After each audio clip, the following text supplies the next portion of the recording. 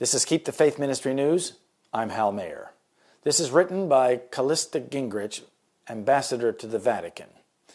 1 year ago, on December 22, 2017, I had the honor of presenting my credentials to Pope Francis to serve as the 11th U.S. Ambassador to the Holy See.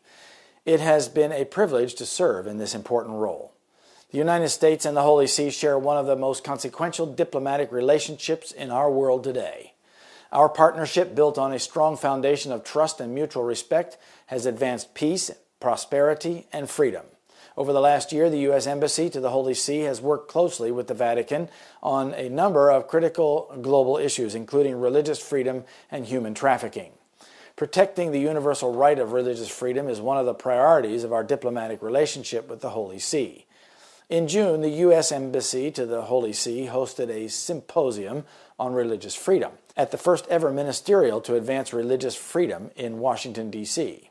Over the past year, we've worked closely with the Vatican to support religious minorities who are persecuted simply for professing their faith. Protecting Christians and other religious minorities, particularly in northern Iraq, is a major concern for President Trump and Pope Francis.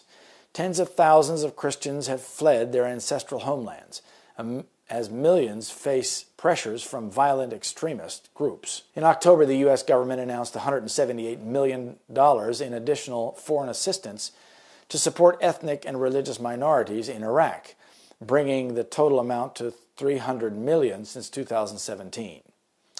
In addition to advancing religious freedom, President Trump and Pope Francis are committed to combating human trafficking and modern slavery. The United States has a long history of working with the Vatican and other Catholic Church-related organizations on this endeavor.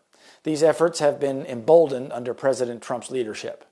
The Trump administration is committed to ending this global crisis through vigorous domestic and international initiatives. Leveraging survivor insight and expertise is central to those efforts. In June, Secretary of State Mike Pompeo recognized Blessing Okoedion with the Department of State's 2018 Trafficking in Persons Report Hero Award. I've had the privilege and honor of working with Blessing in Rome. Over the past year, the U.S. Embassy to the Holy See has partnered with the Vatican and Catholic lay organizations to implement international programs that assist trafficking survivors.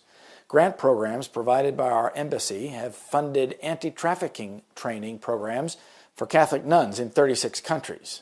Promoting the role of women religious leaders is another critical component of this effort. Earlier this year, First Lady Melania Trump honored Sister Maria Elena Barini with the State Department's International Women of Courage Award. Sister Barini, a 73-year-old Italian nun, has served war-torn communities in Africa for the past 4 decades. The U.S. Embassy to the Holy See was proud to nominate Sister Barini for this award.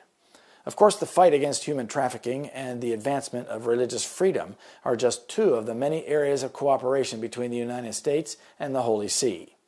Other areas include the support of interfaith dialogue, the contribution of humanitarian assistance, and the promotion of peaceful solutions to the crises around the world. When President Ronald Reagan and John Paul II established diplomatic relations nearly 35 years ago, they understood that together the United States and the Vatican would act as a worldwide force for good. The U.S. Embassy to the Holy See looks forward to continuing this enduring legacy in the coming year.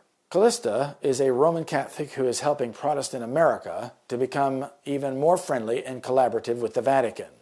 Prophecy tells us where this will lead. The Protestants of the United States will be foremost in stretching their hands across the gulf to grasp the hand of spiritualism. They will reach over the abyss to clasp hands with the Roman power, and under the influence of this threefold union, this country will follow in the steps of Rome in trampling on the rights of conscience. The Great Controversy, page 588.